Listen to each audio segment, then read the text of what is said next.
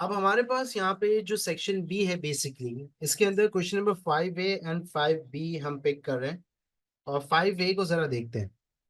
Analyze two limitations to a business of capital intensive operations. So a candidate or a student must have a knowledge कि what is capital intensive. Capital intensive का मतलब क्या होता है हमारे पास? अब capital intensive का मतलब होता है कि रेशियो ऑफ मशीनरी ज़्यादा है, बिजनेस की डिपेंडेंसी ऑन दी मशीनरीज है, टेक्नोलॉजी है, लेबर है हमारे पास, लेकिन as compare to labour ratio of machinery ज़्यादा है हमारे पास। हमें एनालाइज करना है, 8 मार्क का क्वेश्चन है हमारे पास। तो 8 मार्क का क्वेश्चन का पैटर्न क्या है? 2 मार्क्स नॉलेज के हैं, 2 मार्क्स एप्लीकेशन के हैं, 4 मार्क्स एनालिसिस के। तो अगर आप इस पर्टिकुलर पूरे क्वेश्चन को ब्रेक डाउन करते हैं तो आपको 2 पॉइंट्स लिखने हैं, तो एक लिमिटेशन के आपके पास 4 मार्क्स है। तो सबसे पहली लिमिटेशन हमारे पास यहाँ पे क्या होती है कि कैपिटल इंटेंसिव ऑपरेशंस जो है, high technology, high amount of machinery हमारे पास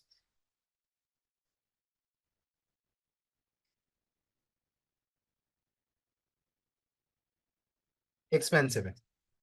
अब एक्सपेंसिव क्यों है? क्योंकि उसकी जो अपफ्रंट कॉस्ट होती है, सर अपफ्रंट कॉस्ट का मतलब क्या है कि when you are making an investment in the technology and the machinery, तो भी एक्सपेंसिव है। नंबर वन, कि आप जब इनिशियली कैपिटल इंटेंसिव ऑपरेशंस को अडॉप्ट कर रहे हैं, टेक्नोलॉजी को अडॉप्ट कर रहे हैं, तो भी एक्सपेंसिव है। और इसके लिए साथ साथ हमारे पास इसकी जो मेंटेनेंस है वो हाई मेंटेनेंस कॉस्ट है, तो जिसकी वजह से बिजनेस फाइनेंशियल इश्यूज फेस कर सकता है हमारे पास। अनएम्प्लॉयमेंट इसके अंदर पॉइंट नहीं हो सकता, क्योंकि टू अ बिजनेस बात कर रहे हैं, इकोनॉमिक्स पॉइंट, इकोनॉमिक के पॉइंट ऑफ व्यू से बात नहीं करें कि इकोनॉमिक्स में क्या होगा या इकोनॉमिकल कंडीशंस पे क्या इंपैक्ट आएगा, बिजनेस को क्या होगा।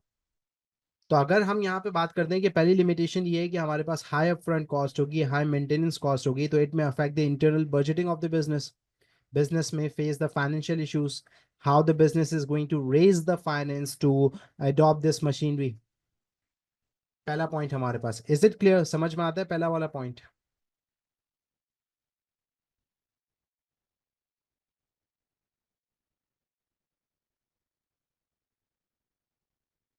Everyone, I need a response from everyone.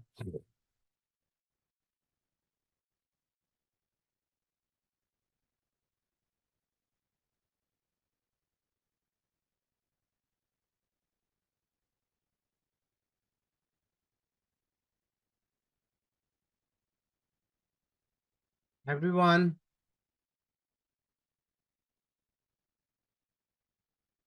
Upfront cost का मतलब होता है इनिशियल कॉस्ट। पॉइंट नंबर 2 हमारे पास हो सकता है लैक ऑफ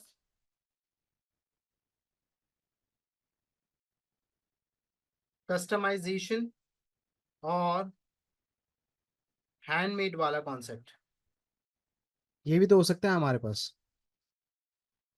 कि जो सेकंड पॉइंट है वो ये है कि लैक ऑफ कस्टमाइजेशन है, और लैक ऑफ हैंडमेड गुड्स का जो कॉन्सेप्ट है वो हमारे पास लेबर के थ्रू अचीव हो सकता है, मशीन के थ्रू अचीव नहीं हो सकता।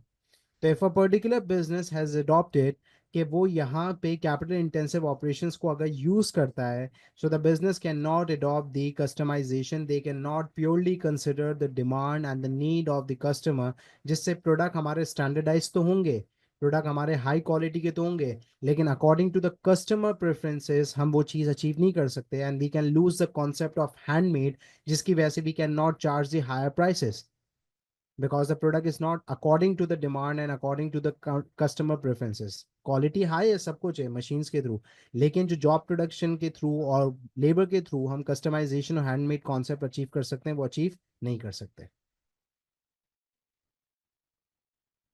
ये भी आ सकता है पॉइंट। तो पहला पॉइंट हमारे पास क्या हो गया, सुनिएगा शुरू से। पहला पॉइंट हमारे पास ये है कि if a particular business adopts the capital intensive operation, so it is expensive in terms of upfront cost. Number two, high maintenance costs.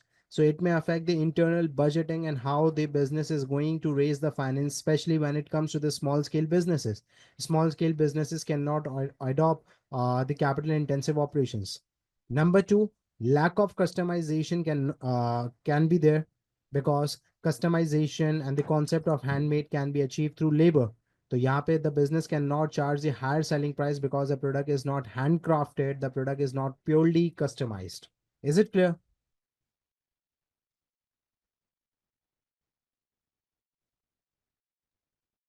The question number 5B is a soft drink manufacturer must improve its sustainability in order to compete successfully. तो यहाँ पे एक सवाल ये है कि sustainability का sir concept क्या है? What is the concept of sustainability? Sustainability का कॉन्सेप्ट क्या है?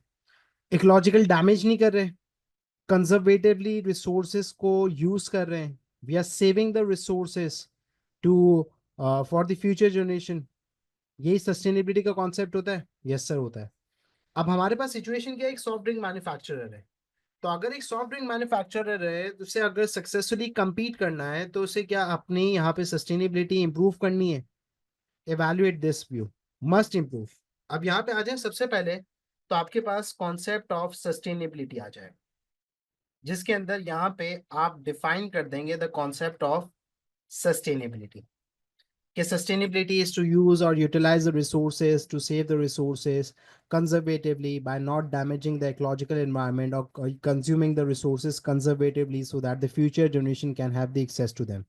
तो यहाँ पे आपने सस्टेनेबिलिटी को पहले क्या कर दिया? डिफाइन कर दिया। अब यहाँ पे सॉफ्ट ड्रिंक मैन्युफैक्चरर है। सिचुएशन क्या है कि बिजनेस जो है वो एक सॉफ्ट ड्रिंक मैन्युफैक्चरर है। तो अगर एक पर्टिकुलर बिजनेस जब सॉफ्ट ड्रिंक मैन्युफैक्चरर है हमारे पास, तो यहाँ पे वो सस्टेनेबिलिटी कैसे कर सकता है? हमारे पास सस्टेनेबिलिटी को कैसे अचीव कर सकता है? नंबर वन,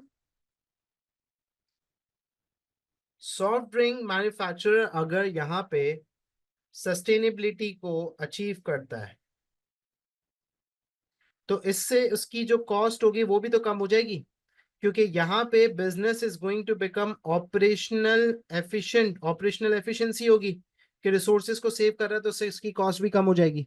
और जब कॉस्ट कम हो जाएगी तो ऑटोमेटिकली वो यहाँ पे अपनी प्राइसेस को लोअर डाउन कर सकता है और compete कर सकता है। Number one.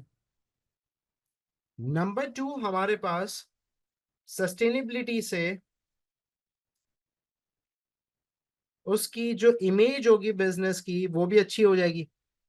अब वो सस्टेनेबिलिटी कैसे कर सकता है काम? मल्टीपल मेथड्स हैं भाई। प्लास्टिक पैकेजिंग को यूज कर रहा होगा, या मैन्युफैक्चरिंग प्रोसेस के अंदर ड्रिंक बना रहा है तो वाटर की वेस्टेज तो नहीं करता, हमारे पास बहुत ज्यादा पानी को जाया तो नहीं करता in order to make the drinks, कोई सॉर्ट ऑफ पॉल्यूशन तो नहीं करता हमारे पास। तो सस्टेनेबिलिटी से इसकी इमेज इंप्रूव हो जाएगी और यहाँ पे the business can become attractive for the customers and all. ये भी हो सकता है। और यहाँ पे वो हाई प्राइसेस भी चार्ज कर सकता है, क्योंकि उसकी इमेज अगर इंप्रूव हो गई है तो sustainable products are allowed by the producer to charge higher prices. Concept यहाँ तक समझ में आ रहा है? सर लेकिन कॉस्ट तो बढ़ जाएगी ना इससे, तो कॉस्ट कैसे कॉस्ट बढ़ कम जाएगी कैसे हमारे होगी? पास? जब आप ये प्लास्टिक। रिसोर्सेज को आप सेव कर रहे हैं, इतना ज्यादा मटेरियल को वेस्ट नहीं कर रहे, सब कुछ ऑपरेशनल एफिशिएंसी बढ़ा के, एफिशिएंसी के मेथड्स अप्लाई करके, तो इससे तो आपकी कॉस्ट कम नहीं हो जाएगी? Okay. Cost of production. Sir लेकिन सप्लाई भी तो हम सस्टेनेबल सप्लायर से ले रहे होंगे, उसकी प्राइसेस हाई होंगी। भाई सस्टेनेबल सप्लाईज की तरफ अगर आप जाते हैं तो सस्टेनेबल सप्लाई से हम दूसरे वाला पॉइंट भी ना कि हमें प्राइसेस भी तो हाई अलाउ प्राइसेस चार्ज करने का भी तो पॉइंट मिल जाएगा कि प्रोडक्ट इज सस्टेनेबल। दूसरा वाला पॉइंट देखें, पहला क्योंकि वाला हमारी पॉइंट इमेज, दोबारा। भाई सस्टेनेबल प्रोडक्ट्स जो होते हैं उसकी इमेज इंप्रूव हो जाती है बिजनेस की कि प्रोडक्ट इज सस्टेनेबल, तो उससे वो हाई प्राइसेस चार्ज कर रहे हैं। CSR वाला नहीं, ये पॉइंट सब। कॉस्ट कम हो रही है। देखो सस्टेनेबिलिटी का मतलब है कि रिसोर्सेज को सेव कर रहे हैं, बहुत ज़्यादा इन्वेंट्री होल्ड करके नहीं रख रहे। जैसे सस्टेनेबल के अंदर ये भी है ना कि अगर एक मैन्युफैक्चरर है वो बहुत ज़्यादा इन्वेंट्री होल्ड करता है तो उसकी कॉस्ट ऑफ प्रोडक्शन बढ़ जाती है, क्योंकि स्टॉक होल्डिंग बढ़ गई है, कैश कैपिटल टाइड अप हो गया in the form of stock. तो sustainability in terms of inventory अगर वो करता है तो इससे उसकी कॉस्ट कम नहीं हो जाएगी?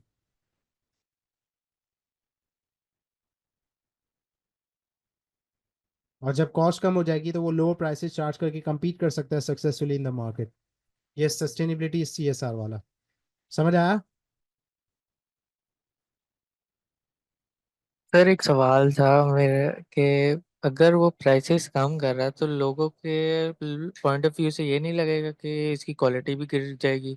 नहीं, क्योंकि प्राइस कम यहाँ हो। पे यहाँ पे एक चीज है कि उसे compete करना है successfully, that is the thing. तो हम तो उस पॉइंट ऑफ व्यू को कंसिडर कर रहे हैं कि how you can compete by lowering down the prices, you can compete with the competitors। Right. अब ये तो मेन कंटेंट ही नहीं ना, मेन कंटेंट तो हमारे पास इवैल्यूएशन का है ना। क्या सिर्फ मस्ट, हाँ चलो, अब इवैल्यूएशन कर रहे हैं, अगर हम compete सर करने की बात करते हैं जी। इससे सीएसआर कैसे हो सकता है, कोई एग्जांपल देना। भाई सस्टेनेबिलिटी के अंदर सीएसआर इस तरीके से हो सकता है कि भाई वाटर वेस्टेज है, दो बिजनेसेस सॉफ्ट ड्रिंक बनाते हैं, एक ज्यादा बनाता है और एक कम बनाता है, मतलब ज्यादा, दोनों सेम आउटपुट प्रोड्यूस करते हैं, लेकिन एक का प्रोसेस एफिशिएंट नहीं है, सस्टेनेबल नहीं है, वो पानी को बहुत ज्यादा वेस्ट करता है, वाटर फुटप्रिंट बहुत ज्यादा है उसका, और एक का कम है। तो ओके इसका ओके। समझ आया, तो इकोलॉजिकल डैमेज नहीं कर रहा पानी को, दैट सही। इज अ नेचुरल रिसोर्स, उससे जाया नहीं कर रहा। कब से समझा रहा हूँ सर इसको। सही है, क्लियर क्लियर होता है। अब आज जरा इवैल्यूएशन पे चलते हैं। इवैल्यूएशन के अंदर सवाल ये हमारे पास दोबारा, soft drink manufacturer must improve its sustainability in order to compete successfully. ठीक है, टू सम हाउ सही है, आई डू एग्री कि sustainability is important and all, क्योंकि कॉस्ट वगैरह पे फर्क आता है, लेकिन हमें ये भी तो देखना है कि प्रोडक्ट की क्वालिटी कैसी है। मार्केट के अंदर अगर हमें compete करना है तो प्रोडक्ट की क्वालिटी कैसी है, क्योंकि सॉफ्ट ड्रिंक मैन्युफैक्चरर है, तो क्या प्रोडक्ट के अंदर स्टैंडर्डाइजेशन है, जैसे पेप्सी कोका कोला की टेस्ट के अंदर, और हमारे पास ड्रिंक की क्वालिटी और क्वांटिटी के अंदर स्टैंडर्डाइजेशन कंसिस्टेंसी है, क्या वो यहाँ पे चीज है? क्योंकि अगर आपके राइवल के और दूसरे कंपेटिटर्स के प्रोडक्ट बहुत ज़्यादा स्टैंडर्डाइज हैं, कंसिस्टेंट है, और आपका प्रोडक्ट नहीं है, तो इससे आपके सक्सेसफुली आप compete नहीं कर सकते। नंबर टू, आपका प्रोडक्ट बहुत अच्छा है, प्राइसेस बहुत अच्छी हैं, लेकिन what is the amount of promotion? Promotion कैसी है मार्केट में प्रोडक्ट के related? How much amount of advertisement you are doing, advertisement कैसी हो रही है, प्रमोशन कैसी है, टारगेट ऑडियंस तक प्रोडक्ट पहुंच रहा है कि नहीं पहुंच रहा? क्योंकि सॉफ्ट ड्रिंक है वो यूजुअली यंग एडल्ट्स को और टीनेजर्स को टारगेट कर रही है, तो टीनेजर्स और यंग एडल्ट्स को इफेक्टिवली अगर प्रोडक्ट प्रमोट नहीं हो रहा, तो there is lack of customer base and you can not compete successfully, क्योंकि आपके पास इतना मार्केट शेयर नहीं होगा। ये भी एक फैक्टर है हमारे पास। सर इसकी इवैल्यूएशन एक और बार समझा देना। कौन सी वाली की? कौन सा पॉइंट? पहला वाला। देखो, सॉफ्ट ड्रिंक आप बना रहे हो तो आपके आपकी कॉस्ट कम है, सस्टेनेबिलिटी को आप कंसिडर कर रहे हो, लेकिन दूसरे फैक्टर्स भी हैं जो कि जरूरी हैं when you are competing successfully, जिसके अंदर सबसे पहला है प्रोडक्ट क्वालिटी।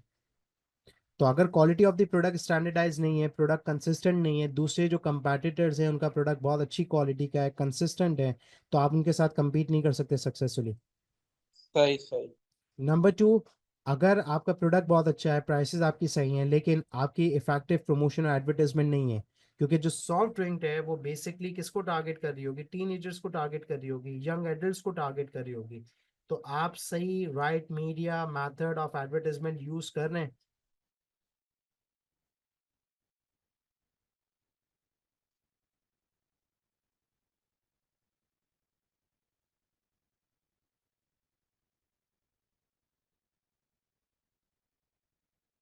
सर हम्म। आप इसके बाद अभी और कोई क्वेश्चन करा रहे हैं या नहीं। मैं समझा रहा हूँ, अभी पूरा नहीं हुआ ही है। अच्छा। दानियल का पॉइंट है कि सर प्रमोशन, लेकिन अदर फैक्टर्स है ना, हमें यहाँ पे हमें यहाँ पे दानियल सुनिएगा, हमें रिस्ट्रिक्ट नहीं किया गया कि ऑपरेशंस की बात करें। A soft drink manufacturer must improve its sustainability in order to compete successfully. तो sustainability is a part of the operation। अगर वो कहता है कि सिर्फ ऑपरेशन की, तो फिर हम रुक जाते हैं यहाँ पे, लेकिन हम दूसरे डिपार्टमेंट की भी बात कर सकते हैं ना, कि मार्केटिंग कितनी है, क्वालिटी ऑफ द प्रोडक्ट कैसी है, प्रमोशन एडवर्टाइजमेंट कितना इफेक्टिवली हम कर रहे हैं, और क्या एवेल्युएटिव पॉइंट्स हो सकते हैं।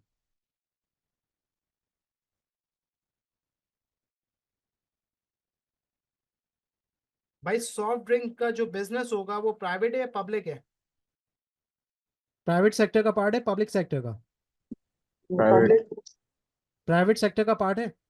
तो यहाँ पब्लिक पे पब्लिक पब्लिक कैसे है? प्राइवेट सेक्टर है ना भाई, गवर्नमेंट तो ड्रिंक्स बना के नहीं दे रही, प्राइवेट सेक्टर है।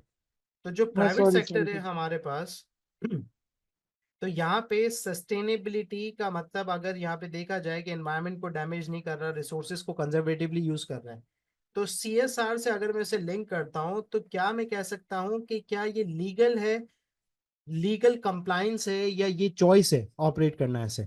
चॉइस है, क्योंकि सीएसआर इज अ चॉइस, क्योंकि प्राइवेट सेक्टर जो बिजनेसेस होते हैं वो यहाँ पे देखते हैं कि भाई अगर प्रॉफिट मैक्सिमाइज करना है, हम प्राइवेट सेक्टर का पार्ट है, हमें शेयर होल्डर्स को डिविडेंड्स देने हैं, तो दे में कॉम्प्रोमाइज ऑन द सीएसआर। वो कहेंगे हम टैक्स तो दे रहे हैं ना, हम कोई लॉस के अगेंस्ट तो काम नहीं कर रहे। तो सीएसआर एथिकल बिहेवियर तो चॉइस है, और हम प्राइवेट सेक्टर के अंदर ऑपरेट करते हैं, पब्लिक सेक्टर के अंदर ऑपरेट थोड़ी करते हैं। पॉइंट समझ में आया?